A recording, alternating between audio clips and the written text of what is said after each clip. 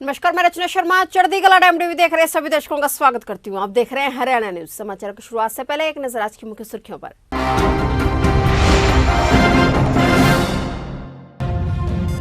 महामारी वैक्सीन पर पीएम मोदी का बड़ा बयान, देश के हर नागरिक को दी जाएगी वैक्सीन।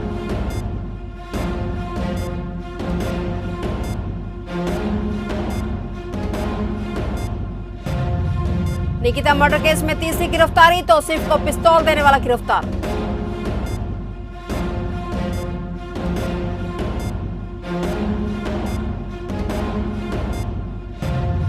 हरियाणा में 8 और मौतें, 1518 मिले नए पॉजिटिव।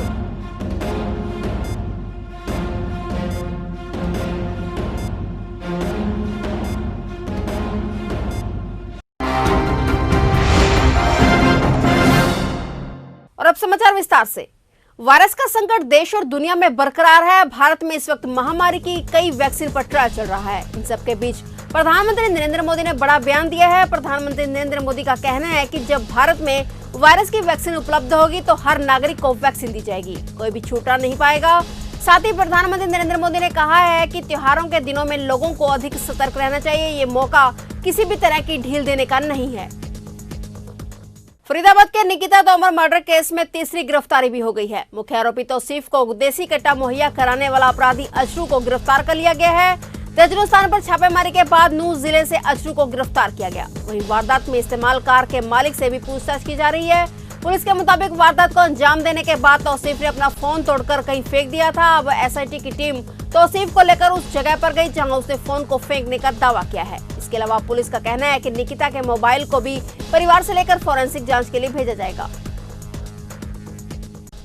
दिल्ली एनसीआर और इससे सटे राज्य हरियाणा, पंजाब, राजस्थान और यूपी में वायु प्रदूषण को रोकने, उपाय सुझाने और इसको मॉनिटर करने के लिए एक आयोग बनाने के लिए अध्यादेश को मंजूरी दे दी गई है। राष्ट्रपति रामनाथ कोविंद ने एक अध्यादेश के माध्यम से वायु प्रदूषण के खतरे से निपटने के लिए इस आयोग के लिए मंजूरी दी है। आयोग को प्रदूषण के संकट को खत्म करने के लिए इसके द्वारा निर्धारित निर्देशों का उल्लंघन करने वालों पर कार्रवाई के अधिकार दिए गए हैं। आयोग के आदेशों और राज्य की अधिसूचनाओं का अनुपालन नहीं करने पर जुर्माना लगाया जाएगा। हरियाणा के सोनीपत जिले में हरियाणवी सिंगर सुमित गोस्वामी के घर कार से आए 4 युवकों ने अंधाधुंध फायरिंग की। बदमाशों ने हवाई फायर करके इलाके में दहशत मचा दी। बदमाशों ने हवाई फायरिंग करते हुए मोबाइल से वीडियो भी बनाई। उन्होंने सुमित के परिजनों को जान से मारने की धमकी भी दी। इसके बाद वो वहां से फरार हो गए।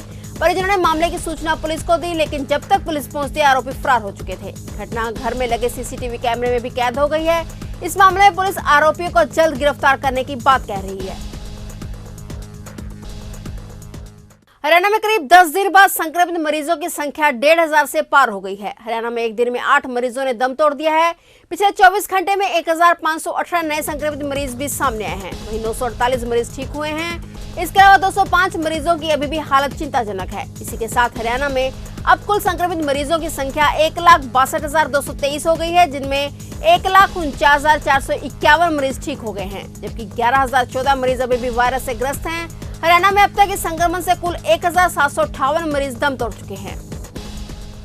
रतिया नगर पालिका कर्मचारी संघ की 2 दिवसीय भूख हड़ताल का आज दूसरा दिन है। नगर पालिका इकाई रतिया की भूख हड़ताल की अध्यक्षता प्रधान संतरी देवी ने की है। कर्मचारियों ने कहा है कि पहले जो 2 दिन की भूख हड़ताल से सरकार के साथ जो समझौते हुए थे, अगर लागू नहीं किए गए तो 8 नवंबर को स्थानीय निकाय मंत्री अनिल विज का अंबाला में घेराव करेंगे और इसके बाद पूरे राज्य की नगर पालिका कर्मचारियों की कन्वेंशन बुलाकर आगे की रणनीति बनाकर आंदोलन की तैयारी की जाएगी।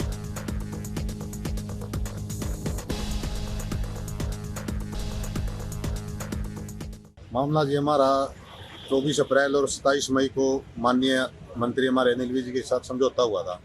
जो कच्चे कर्मचारी है उनको पक्का करना, समान काम समान वेतन देना, जो फायर ब्रिगेड में लगे हुए हमारे 66 कर्मचारी रह गए हैं उनको पेरोल पे करना, और जो हमारे सफाई कर्मचारी कोरोना योद्धा हैं उनकी मृत्यु होने पर 50 लाख रुपए उनको वो देना और उनके आश्रितों को एक नौकरी देना, और जो हमारे जो पक्के कर्मचारी लगे हुए हैं पहले उनको मान ले पुरानी पेंशन स्कीम लागू करना। ये हमारे समझौते हुए थे। इस समझौते सरकार अब बार बार मना कर रही है। अगर अभी सरकार इस बात से हमारी ये जो मांगे लागू नहीं करती है तो 8 नवंबर को हम आगामी 8 नवंबर जो आने वाला है उसको हम माननीय मंत्री जी का अंबाला में घेराव करेंगे। अगर उसके बाद भी सरकार हमारी मांगों को नहीं मानती है तो हम आगे की रणनीति हमारे प्रधान नरेश कुमार शास्त्री जी और फायर के हमारे प्रधान राजेंद्र सिन्हा जी का जो भी आदेश होगा, हम उनको आदेशों को बढ़ चढ़कर जो भी आंदोलन होंगे उनमें हम भाग लेंगे। उचाना उपमंडल में उचाना से करनाल तक रोजगार अधिकार यात्रा की मांगों को लेकर बेरोजगारों ने पद यात्रा निकाली। इस दौरान यात्रा में शामिल नरेश ने बताया कि रोजगार अधिकार यात्रा की मांग यह है कि हरियाणा में बेरोजगारी बहुत ज्यादा है और बेरोजगारी को दूर करने की मांग को लेकर आज वे पद यात्रा करनाल तक निकाल रहे हैं। साथ ही उन्होंने इस पद यात्रा को चंडीगढ़ तक लेकर जाने की बात कही है।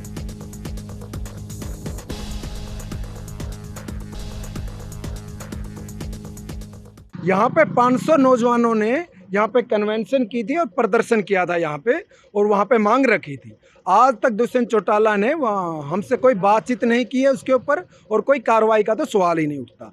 तो इसीलिए इसको सिंबल बनाया गया है कि उप मुख्यमंत्री से लेकर के ये पैदल यात्रा जो है, उप मुख्यमंत्री से बातचीत नहीं हो पाई है और उन्होंने इसका कोई रिस्पॉन्स नहीं दिया है। इसी के चलते ये जो है फैसला लेना पड़ा कि उप मुख्यमंत्री से मुख्यमंत्री तक ये पैदल यात्रा हमारी जो है वो करनाल तक रहेगी। देश भर में किसानों के आंदोलन ने उग्र रूप धारण कर लिया है, फिर चाहे वो किसान कृषि कानूनों का विरोध करने वाले हों या फिर मंडी में दिक्कतों का सामना करने वाले। इसी के चलते उचाना से जींद रोड पर किसानों ने हाईवे जाम कर दिया, जिससे आने वालों को दिक्कतों का सामना करना पड़ा। वहीं मौजूद किसानों का कहना है कि वे सुबह 4 बजे से मंडी के अंदर बैठे हैं और उनकी कपास नहीं बिक रही है, जिससे काफी दिक्कतें आई हैं और इसी वजह से उन्होंने उचाना से जींद का रोड जाम कर दिया है।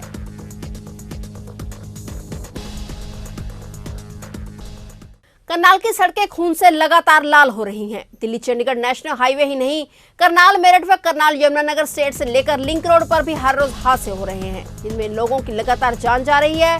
हालात ये है कि हर रोज कम से कम 2 लोगों की जिंदगी जा रही है। पिछले 1 सप्ताह में 13 लोगों की जान जा चुकी है, तो वहीं 3 दिन में ही 5 लोग काल का ग्रास बन चुके हैं। बढ़ते जा रहे इन हादसों ने पुलिस से लेकर प्रशासन तक सवाल खड़े कर दिए हैं। सरकार की वादा खिलाफी से खफा नगर पालिका कर्मचारी 2 दिन की सांकेतिक भूख हड़ताल पर है। अपनी मांगों को लेकर हड़ताल पर बैठे नगर पालिका कर्मचारियों ने सरकार के खिलाफ जमकर नारेबाजी की। कर्मचारियों का कहना है कि सरकार उनकी मांगों पर कोई ध्यान नहीं दे रही, जिससे कर्मचारियों में रोष बढ़ता जा रहा है। प्रदर्शनकारियों ने चेताया कि यदि सरकार ने उनकी मांगे नहीं मानी तो आने वाले 8 नवंबर को हरियाणा के गृह मंत्री अनिल विज के आवास का घेराव किया जाएगा।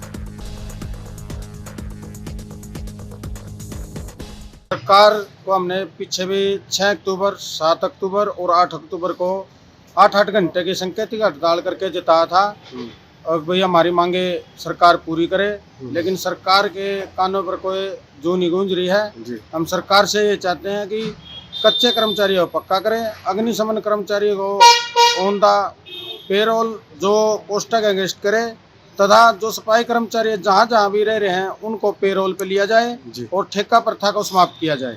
फिलहाल हरियाणा न्यूज में इतना ही। तब तक के लिए देखते रहिए चढ़ती कला टाइम टीवी और मुझे दीजिए इजाजत। धन्यवाद।